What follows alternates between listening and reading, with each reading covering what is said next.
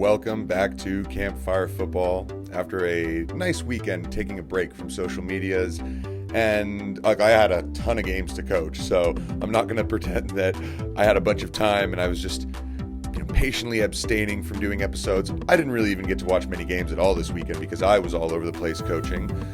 So this has been an interesting time, right? 5 days in football is an eternity. This is episode 56. That's kind of what it's about. I'm going to try and touch on the things that happened, but goodness, so many things did. How do you get your mind around what the big stories are? How do you get your mind around what the main talking points are that can take us into the week? Because as we know, football's in a weird place at the moment. And where else to start but Old Trafford? Now, this was kind of hilarious to watch, honestly. I was watching the Arsenal game, and all of a sudden they cut away, and you're pretty much just watching these scenes develop at Old Trafford. And I'm actually really glad they did that. Not because I have anything against watching Arsenal against Newcastle, but this was so incredible to watch happen live. It was pretty shocking, but it in a funny way reminded me of the insurrection at the U.S. Capitol back in January. And obviously on a much less severe scale. There's no loss of life. It's very different in how serious it ended up being. But there was this element of, you see these videos of these people just sort of walking around, taking selfies, climbing goalposts, throwing a tripod. That guy's in trouble. Doing knee slides after scoring goals, just enjoying themselves and having the sense of sort of wonder that they are in that position, that they found a way to get into the ground. Because a lot of people talk about how Old Trafford is such a difficult ground to get into in general that, I thought this was kind of fascinating. Now, the whole thing is just kind of getting a little bit weird, though, because now I don't know what the direct action is going to result in terms of direct demands, because get out of our club is not really going to cut it. We've seen that Stan Kroenke said, I don't plan on leaving. Spotify CEO Daniel Ek gets with a few players. They try to put together some kind of deal for how they can maybe plan a takeover. I mean, these owners, they're not planning on going anywhere. And it's going to take an enormous amount of money to buy the club off them. So telling them to leave is just not really going to work. And storming the ground, it doesn't look good for Man United. And I get it. But how about instead of get out of our club, how about say renovate the club, renovate the ground, right? Old Trafford apparently is falling apart, and then boycotting is your best tool. We just did it this weekend. I don't know what the final results were, right? I'd love to actually have some kind of idea of what the metrics were for social media. How much, say, English Premier League hashtags did they get this past weekend? I would imagine a drastic amount less than normal. How did that traffic work? Whose pockets were hurt a little bit by this weekend? These would be interesting things to find out. One thing that's for sure, though, is boycotts tend to be your best option. If you're a Man United fan and you want the Glazers out, start hitting them where it hurts. Their pockets, their money. If you don't go to games and you don't stream them and you don't buy the gear, they're all of a sudden going to be like, well, we're not as profitable as we normally are. As soon as fans are allowed back in the ground, what if for the first 3-4 games of the season, nobody or like just 1,000 people showed up, even though, they're allowed to have maybe half capacity? That would be a real strong statement, and it will work if it happens in mass. But you saw 400 people basically roll into the stadium. It's really easy for the Glazers to look at that and go, that's a loud minority, and they're tiny, so we don't need to care. We're not selling the club anyway. So who knows? I mean, it's interesting because on the topic of ownership, more and more stuff has been coming out, right? How different clubs are deciding to restructure things. It looks like Chelsea are trying to create some kind of fan base group that can be a part of board meetings at the club to help make decisions. A really interesting idea. I think there's certain clubs that are starting to find a way out of this where they're looking for solutions, others that aren't. And there's also owners that, in some cases, actually want to get out. If you take a look at what's happening with Girondin Bordeaux, this is really sad. It's one of the best clubs in French history, one of their institutions. They're in a really bad spot. They've gone into administration. They need over $100 million to survive, and they need some outside investment to avoid a complete financial collapse, because King Street Capital, an American investment group who took over in 2018, just decided we're done, we're out, we're leaving. And they just completely left the club on their asses, basically. So now, look, I think that, but because Bordeaux is such a big institution in France, there will be a lot of people coming to help. But it goes to show you just how dangerous it is when an investment group from outside comes in and they say, hey, we've got this great idea. It's, we're going to put 45 million euros into this club and that should be good. Well, the way football works nowadays, if you are not savvy with how you spend 45 million, you're going to waste it. You're going to burn it. And essentially that's kind of what started to happen. They were like, we're done, we're out. And that's really, really unfortunate. Then on top of that, you've got Lille, who are an enormous financial mess as well. They're 200 million euros in debt. It's a real struggle for them at the moment. Good thing for them is the position that they're in. Unlike Bordeaux, Lille are top of the French table with 3 games to play. If they win out, then guess what? They win the French title. And at that point, I think they may have an easier route out because they have a lot of really good sellable assets. And if you add a title onto that, those guys become even more in demand. Guys like Renato Sanchez, Timothy Weah, Boubakary Soumare, Jonathan's David Ikone and Bamba, Sven Botman. I mean, the list of players that they have that they could sell off is really long. Yusuf Yazici as well. I mean, Jackie Chelik. It's a pretty deep list of players that you could sell and still keep a really strong squad and have the nucleus. Mike Maignan, the goalie, has been talked about as eyed up just in case Donnarumma leaves AC Milan. So I think that if they're able to sell 3 or 4 of those, they can get themselves out of financial mess. And if they win the title, then that'll be really, really good for them. But you can see how the financial ruin in a lot of clubs is starting to really simmer. You can tell that it's coming.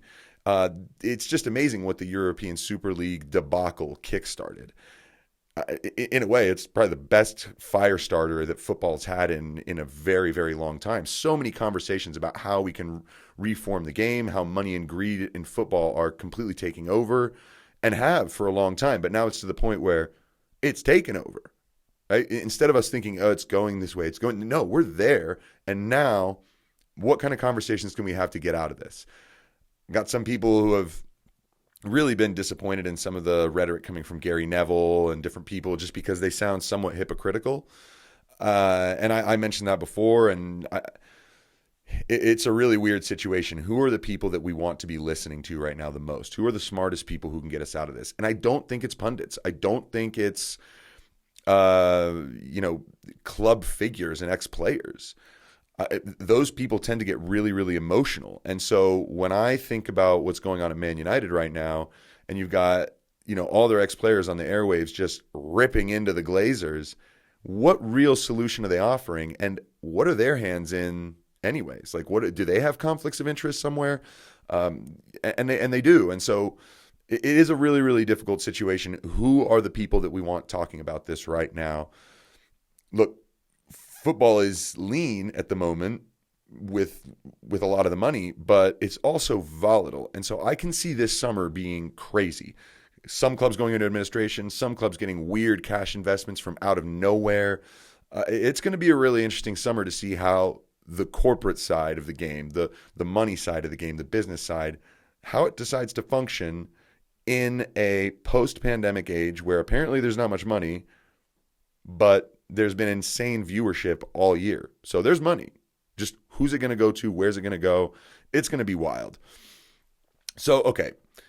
On to one other thing about the social media boycott that I think was important this weekend. We have to go back and remember what happened to Karen Carney with the Leeds supporters way back in January. Now, I did an episode about this. It was episode 5 of the show. If you want to listen to it, I think it's right around my New Year's, right around New Year's. And I talked about how the comments that she made and how Leeds reacted and the way men were essentially targeting her was disgusting and ridiculous. And that there was no ability to see nuance in anything she said. It was just, you're attacking our club. We're upset about it. And the pile-on that she got was crazy on social media. She ended up leaving Twitter.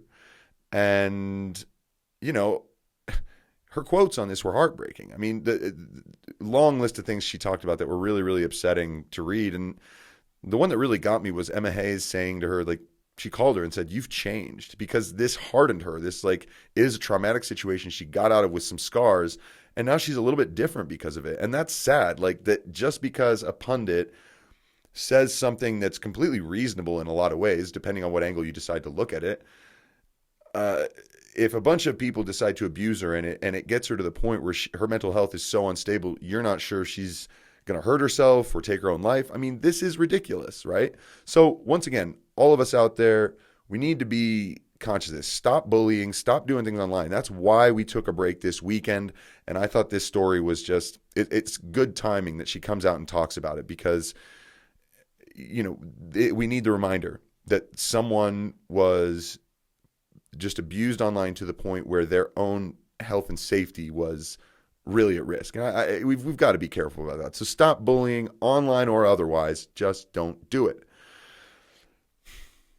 Okay, on to a more exciting, positive story about women's football, because this weekend were the second leg of the Champions League semifinals for the Women's Champions League, and Barcelona swept Man City aside, won 3-0 in the second leg, and they're on to the final. Chelsea overturned a 2-1 deficit against Bayern Munich to win 4-1, and I know that although that scoreline sounds, you know, like they walked away and it was comfortable, it was far from comfortable at all. It was, quite frankly, pretty terrifying. Don't believe me? Please just go look at the highlights. I could get into this if I want. I could really go through it all with you. Bayern scored an unbelievable goal, an absolute golazo. And then you have to see what just happens in the final few minutes of this game. It was complete pandemonium.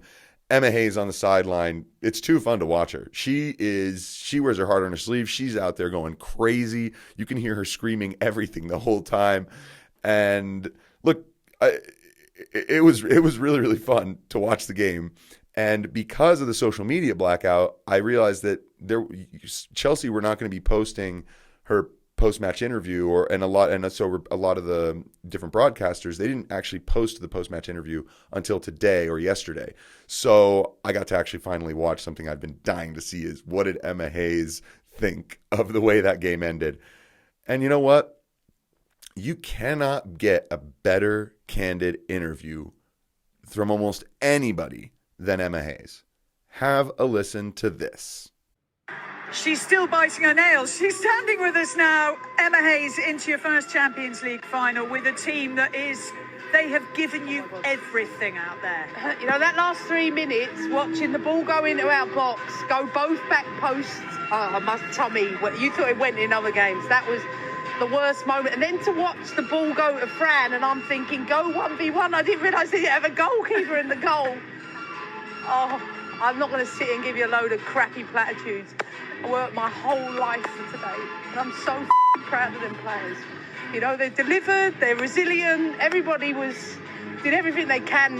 You know, in these situations, it's so tense, and I'll just apologise for the language, but I understand your emotion fully. You've been a coach since you were 20 years old. Yeah. And this, I'm guessing, is the absolute pinnacle for you to get the chance. I'm going to say this to every coach sitting at home. This is thousands of hours, this point. Thousands of travelling, thousands of setbacks, working with different teams, different moments. Like, I'm so proud of myself. I got to this level through my hard work, my determination, and I'm fortunate enough to be working for a football club that I adore, that have given me license to do this, and I work for a set of players that were always in control. I never felt I was, but they did everything possible today. And as well as scoring all of the goals, their defensive commitment, and particularly during those last sort of 5 minutes when Bayern Munich were peppering the goal. You know what? We had to cope with differences, and we knew they were going to change something. We changed something. We felt we dealt with their threats. They give us the counter space where we got the first goal from. I thought we were terrible from conceding set pieces today. Far too many for my liking. Goal comes when we don't have a player on the edge of the box, because whatever, there's too much technical nonsense you lot don't want to hear about. But we adjusted that. I thought they were always going to be threatening. Dalman coming to the inner corridor, I thought she was threatening. But we just put bodies on the line. The team put bodies on the line, and I don't know anymore than that. Emma, talk me through the mentality of the players, though. What's the difference to get you from semi-finals to the final now? I played them a video from a UFC star. It was a minute video before the game, and she was talking to herself, saying, I am the best, I am the best. And she won the fight, and straight after the fight, the camera said to her, you were saying to yourself, I am the best. And she said, yeah, but I am the best. And that's what I said to the players before the game. Someone described us as mentality monsters, and we're the best. And we're in this position because we deserve to be. But what exactly is it, though, that's made you now the mentality monsters? Put something on it. It's people. It's people that ultimately that are willing to do all the crappy things in the right moments. Like you talk about the bodies against the line, but it's the fact that we've been through a lot together. We've journeyed. I've been here 9 years. Like that's not just happened. It's been a long time coming. And I tell you what, I'm going to have a nice sing-song on the way home, and I'm going to cry the whole way home because I know, it's great. It is. It's great. And actually interesting. You know, you are a pioneer, but you're setting examples, I hope, for lots of young women to want to follow you into coaching, because you're the first female manager to make it into a Champions League final or the equivalent for 12 years. The first ever in the new format of the UEFA Women's Champions League. I don't think about that. I just think about winning. I just want to win. I love winning. It doesn't bore me. And this is a tournament I like being in, and I think it's important for English football we made it, and we've had a lot of French, German conversations. Well, English football is one of the best in the world, and getting to the final, I think, finally shuts up Europe in terms of what we're doing in this country, and now we've got to face another top team in Barcelona. Barcelona, yeah. Wow. Exactly. Listen, going to let you go. Go and cry. Go and celebrate. Don't fall over. Thank you so much, and many, many congratulations. Thanks. To Well, look, Emma Hayes is my hero. I've said it for a while. She's an amazing coach. I saw her run a session back at a coaches convention 5 years ago. I was blown away. And then since then, every single thing I see just impresses me more and more and more. And the way she just handled this interview, after they told her, after she swore at the beginning, and they said we had to quickly apologize for the language, you see her under her breath say shit. It's just like she can't help herself.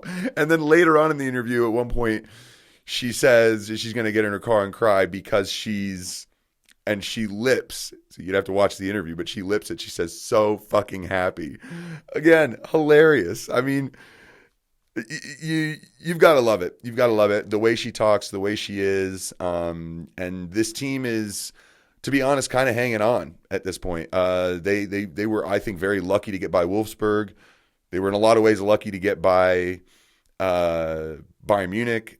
They were lucky to get by Man City when they played them a few weeks ago. But this is the mark of a team that can really suffer through to become champions. So the final against Barcelona is going to be probably a pretty amazing game. I mean, I don't know where it's going to go. Barcelona looks so dominant.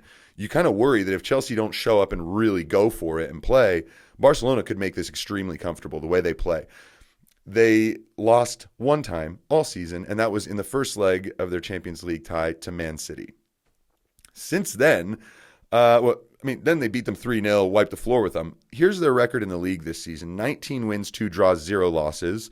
They've got 86 goals for and 6 against.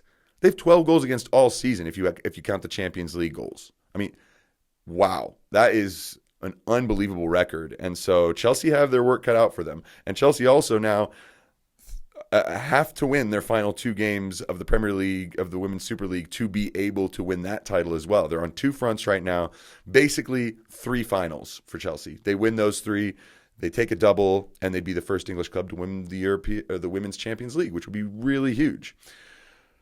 All right, well, look, like I said, there's a bunch of stories to talk about.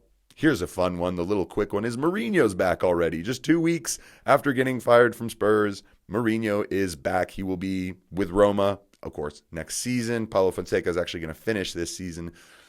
Mourinho will start right in the summer. And I'm excited. He could be great in Italy again. He did awesome with Inter, and maybe this is just going to be a good happy period for him to do something a little different, get away from the English press, deal more with the Italian press. Who knows? Maybe he likes them more. I don't know. But as far as Italy goes, we got a big story. Inter are title winners. Congratulations to Antonio Conte and his band of mercenaries, because, to be honest, I mean, they completely ransacked Serie A this season. They went and won the title in quite an incredible fashion. There were some big, big, big games along the way. It's not like they were just flat track bullies. They've won the league with 4 games to play. They did get knocked out of the Champions League, right? And didn't even make Europa League because of it. Finished 4th in their group. But look, Conte did the right thing. He said, you know what? That's fine. We're done with this. We are going to focus 100% on the league. They ground out a lot of results for a little while just to get a little closer, and then they started turning on the style, and now Inter Milan are champions. That race for the top 4 is still heating up. Atalanta drew, Napoli drew, Juventus won, Lazio won. So it's still all up in the air. We'll see how that goes over the next week here. And, well, I mean, what? Should we go on? Should we talk about more things? I don't know. Champions League games are about to start, so I'm going to go watch the Real Madrid, the Manchester City PSG Champions League second leg right now. That's just about to start. And no, I mean, I think this was a good weekend for us, right? To put some perspective in, to boycott something, to let go of some of that FOMO that you have maybe with your social media accounts that if any of us that are working in podcasting or memeing or whatever, to just not do it for the weekend. I hope it felt good for you. I enjoy it always. I always enjoy putting that stuff down for a little bit. But some people, maybe this was a big thing, and I hope you enjoyed it and really feel good from just taking a break, right? Our attention is worth so much. It's worth everything to these companies, and how we direct it is the key. It's the key to our happiness. It's the key to the effects and changes that we want to make in this world. So now that we are in a position where change looks ripe and ready, and a lot of people are talking about things, let's advance the conversation. Let's stay positive. Let's remember that we love this game of football, and that is how we can generate maybe some bigger changes in our society. It's happened a million times before. We can do it again. Just keep talking in depth, nuance, substance. Look for solutions. Don't get emotional, angry, and mad. And enjoy and love your football. Thanks so much, everybody. This is Campfire Football. Enjoy the Champions League.